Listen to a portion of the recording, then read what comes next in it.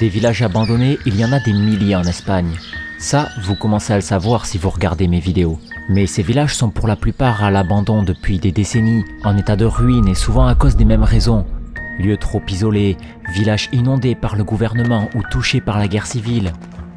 Mais Franco n'étant plus au pouvoir et les villages étant accessibles, ce phénomène devrait s'arrêter. Pourtant, tout le pays semble touché par une malédiction, car le nombre de villages abandonnés ne cesse d'augmenter et pourrait atteindre la barre des 10 000 si rien n'est fait d'ici quelques années. Le triste résultat, de véritables mirages fantomatiques qui apparaissent un peu partout et où les habitants semblent avoir simplement disparu, du jour au lendemain. Mais avant de continuer, j'aimerais juste vous demander quelque chose. Ce serait de tous et toutes cliquer sur s'abonner et sur j'aime en dessous de la vidéo parce que ce genre de création, ça me prend des centaines et des centaines d'heures. Et pour vous, eh bien, c'est gratuit, ça ne prend que 5 secondes et ça me soutient vraiment énormément. Et puis deuxième chose, j'aimerais très rapidement remercier Télézine parce que c'est grâce à eux que vous pouvez avoir une ambiance comme cela. Parce que sans... c'est quand même vachement moins bien. Ils ne m'ont pas payé, la vidéo n'est pas sponsorisée, mais ils m'ont envoyé quelque chose que je voulais tester depuis très longtemps. C'est une machine à fumer, en plus portable, et c'est vraiment génial pour tous ceux qui font des photos, de la vidéo, et ça marche vraiment du tonnerre. C'est trop bien, et vraiment je le dis, hein, et j'adore tellement cet objet que vous risquez sans doute de le voir dans de prochaines vidéos paranormales sur la chaîne. Merci évidemment énormément Télézine, bien évidemment pour celles et ceux qui veulent, les liens sont dans la description, et nous, on retourne à la vidéo.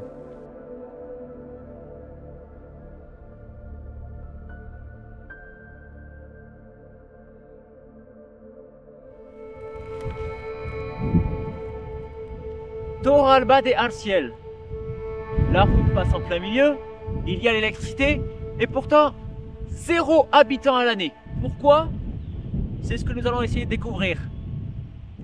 Marc, c'est peut-être à cause de la météo, hein, parce que c'est bien pourri. Torralba de Arciel est situé au cœur de la province de Soria, entouré par une plaine qui s'étend sur tout l'horizon. Plus d'une dizaine de maisons composaient ce village d'une centaine d'habitants, maintenant complètement désert. Aujourd'hui, la mémoire de cet endroit, ce sont eux, Daniel Alejandro et José Luis. Pendant une journée, ils m'ont fait l'honneur d'une visite guidée dans laquelle ils m'ont tout raconté, et j'ai donc dû revenir sur place le lendemain pour pouvoir tourner d'autres images. Eh bien ça y est, je me trouve de nouveau à l'entrée de ce village abandonné, sans doute le village abandonné le plus étonnant que j'ai pu visiter. Et je vais essayer de vous montrer ce que José Luis m'a montré, m'a raconté. Puisque la discussion a duré très longtemps, j'ai dû revenir aujourd'hui et je vais essayer de vous faire explorer le village parce que je ne vais pas vous cacher que la météo est très capricieuse. C'est l'une des raisons d'ailleurs pour lesquelles ce village a été abandonné. Il fait très froid, il y a beaucoup de vent, mais le lieu en vaut la chandelle. On arrive dans les premières maisons et la première que l'on rencontre qui est encore debout, c'était celle de Juana, toute petite mais qui tient encore debout. On va rentrer à l'intérieur et c'est surtout là pour vous montrer à quel point tout était petit. Ici malheureusement c'est effondré. Cette partie qui menait à l'étage également. Je ne sais pas vraiment à quoi servait ce couloir.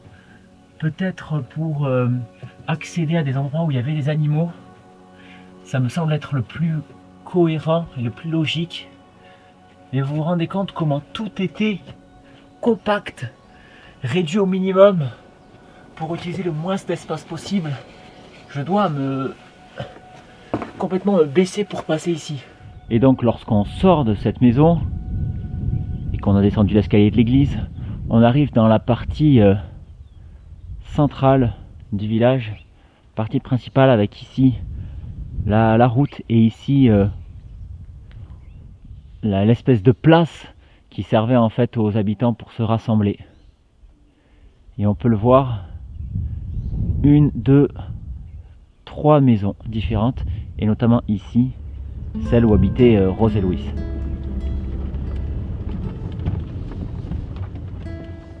Yo he vivido aquí casi siempre. Yo nací en Gómara, en un pueblo que estaba pegando porque mi madre era de Gómara. Pero lo demás de de la vida la he pasado aquí hasta el año 70, hasta que me casé. Y resulta que el pueblo pues era un pueblo agrícola, que está, o sea, había mucho menos adelantos que ahora. En tiempos íbamos a otro pueblo a por agua, porque el agua de aquí era muy dura para cocer. Y luego la soledad de los pueblos, la soledad, pues no se han desarrollado las convivencias. Entonces nos hemos ido todos a Gómara, que está a 3 kilómetros. Yo he ido a esa escuela. Y luego hay otra escuela que esa se quedó antigua, esa es mi vida. Pues eso, ya ves, el pueblo está deshabitado. Yo el otro día estuve aquí reparando el tejado para que no se me hunda la casa, porque me hace mucho celo. O sea, que no se atreve nadie a venir aquí porque hay vándalos. Sí, se llevan lo que hay. En esta casa he entrado muchas veces. Ya no tengo nada de valor, así que aunque entre me da igual porque no tengo valor.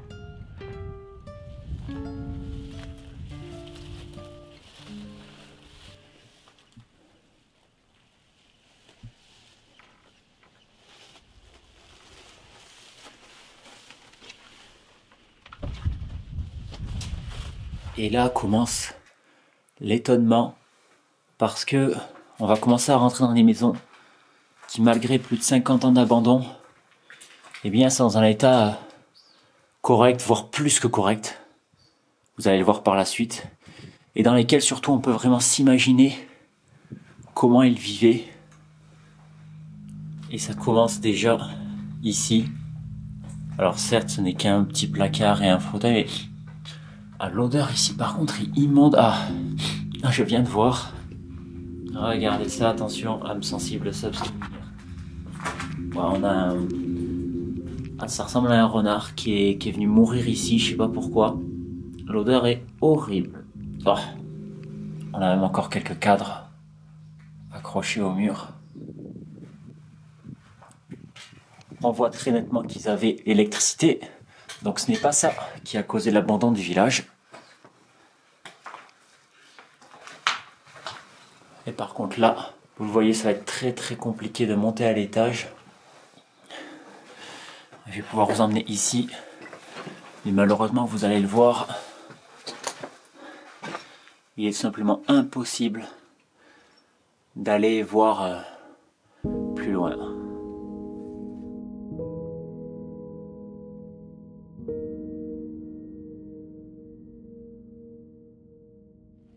Quand on prend le temps de s'asseoir, on se rend compte vraiment d'une chose qui nous frappe, c'est du calme, de la tranquillité. Et ce que m'a dit Rosé Louise, c'est que la tranquillité, c'est bien pour y passer quelques semaines en vacances, mais pour y passer toute une vie, au bout d'un moment, la tranquillité, eh bien, il y a vraiment un ras-le-bol. Et ça fait partie d'une des raisons pour laquelle les habitants de ce village sont partis, ont émigré notamment dans une des plus grandes villes d'à côté.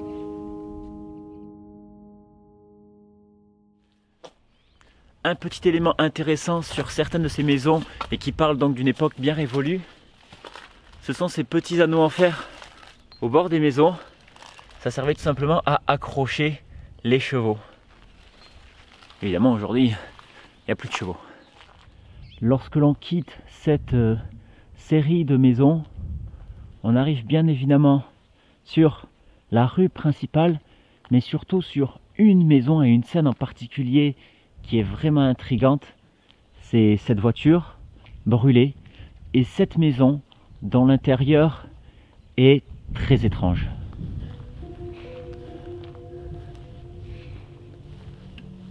Alors la maison en elle-même est assez ancienne, hein, puisqu'on lit quelque chose comme 1799, mais l'intérieur, vous allez le voir, est très récent. Nous voici à l'intérieur. Et déjà ce que nous a dit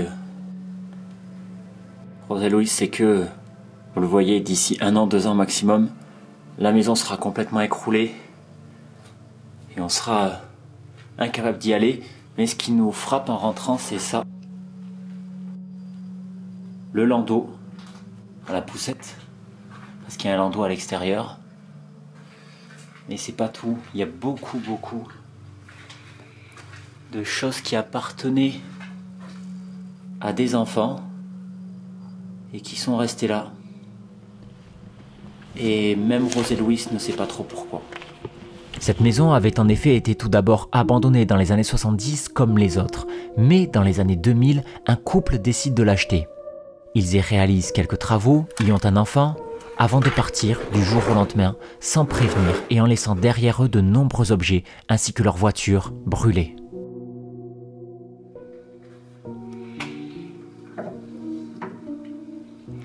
No sé, es una cosa curiosa. Yo no pensaba que iba a salir adelante en este pueblo. Y bueno, al final se fue. Hors caméra, José Luis va même m'avouer qu'il pense que le couple voulait disparaître et ne pas être suivi, peut-être à cause d'affaires pas très nettes.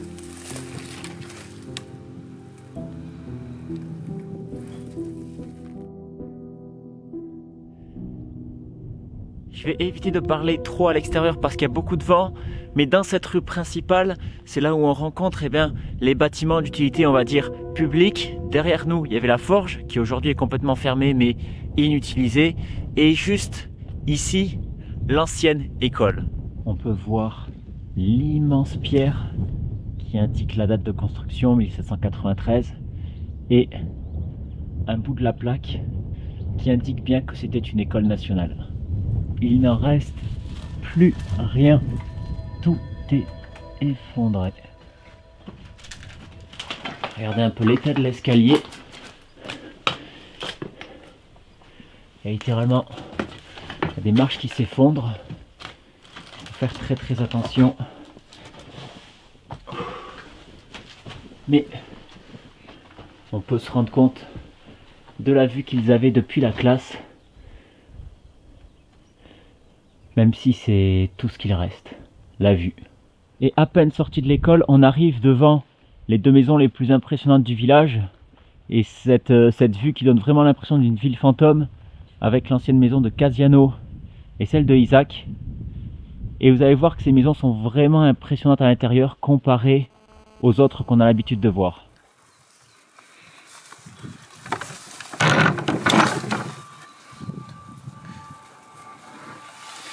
Et voilà, la porte est juste ouverte.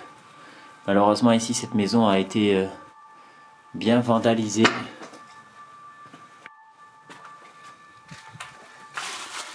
Il reste quelques meubles, des chaises, mais c'est tout. Mais ça permet de se rendre compte avec le carrelage qu'il y a au sol, de la taille des pièces et de leur nombre, que c'était une maison assez riche et importante du village. Et malheureusement, vous le voyez, cet étage-là a été complètement détruit. Il ne reste que quelques objets d'une vie passée. Et on peut difficilement s'imaginer à quoi ça ressemblait à l'époque, ce qui n'est pas le cas de la maison voisine. Et nous voilà donc entrés dans l'ancienne maison de Casiano, qui devait être probablement la plus belle du village. Déjà, regardez, on a une grande pièce dédiée aux animaux et pour une fois, c'est vraiment grand. Il y a une porte entière qui lui est dédiée et qui rend séparée du reste de la maison. Et ensuite, par cette porte, on rentre dans l'habitation en elle-même avec ses murs bleus typiques et on arrive dans une pièce qui a énormément de charme. C'est celle-ci. J'adore l'ambiance de cette pièce avec ses couleurs bleues et vertes et qui correspondent aux bouteilles. Bon, les bouteilles ont sûrement été posées là pour faire une mise en scène. Mais une mise en scène qui date d'il y a très longtemps, au vu de la tonne de poussière qu'il y a partout. À cet étage, on avait la cuisine, avec le petit meuble de stockage qui aujourd'hui est vide. Et ce dont on se rend vraiment compte dans cette maison, c'est de la taille, parce que d'habitude, je le dis souvent, les maisons sont très petites, je dois me baisser, ou je dois me faufiler entre des murs. Ici, c'est le plus petit couloir, et regardez, je n'atteins même pas le haut du plafond. Enfin si, je l'atteins à peine avec ma main, et on peut vraiment se balader tranquillement à l'intérieur comme une maison normale, ce qui prouve la richesse et l'importance de l'endroit à l'époque. En plus du rez-de-chaussée, on a un étage en très bon état avec encore tout le carrelage au sol. Et cette fois-ci, on peut s'imaginer à quoi ça devait ressembler.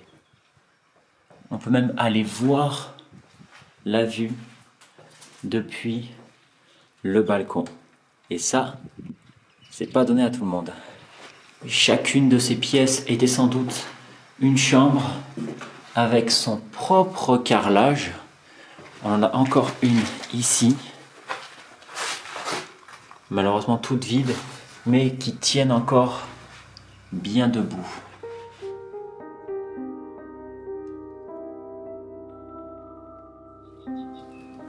Alors que j'explorais les dernières ruines du village, j'ai eu la chance de croiser le chemin d'un autre ancien habitant, Daniel Alejandro. Nous allons discuter longuement et il me fera ensuite l'honneur de m'ouvrir une porte qui normalement reste fermée pour éviter les pilleurs.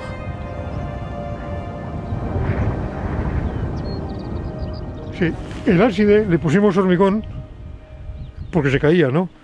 Y luego el tejado hubo que quitarlo porque las tejas rompían las maderas ya.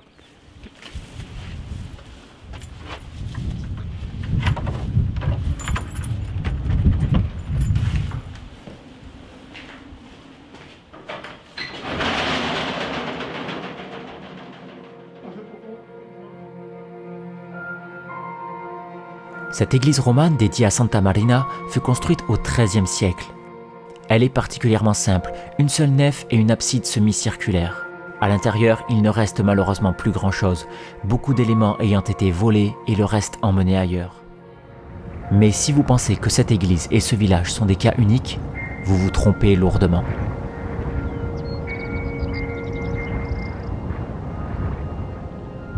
Ça y est, j'entre dans le village de Modamio et c'est, lorsqu'on arrive, un peu le même sentiment que lorsqu'on entre dans Torralba de Arciel, c'est qu'on a l'impression d'être dans un vrai village fantôme, c'est-à-dire où les habitants ont disparu du jour au lendemain alors que la route traverse vraiment le village. On a certes quelques très très vieilles maisons en ruine là-bas, mais quand on arrive ici, on tombe sur ces maisons en plutôt bon état.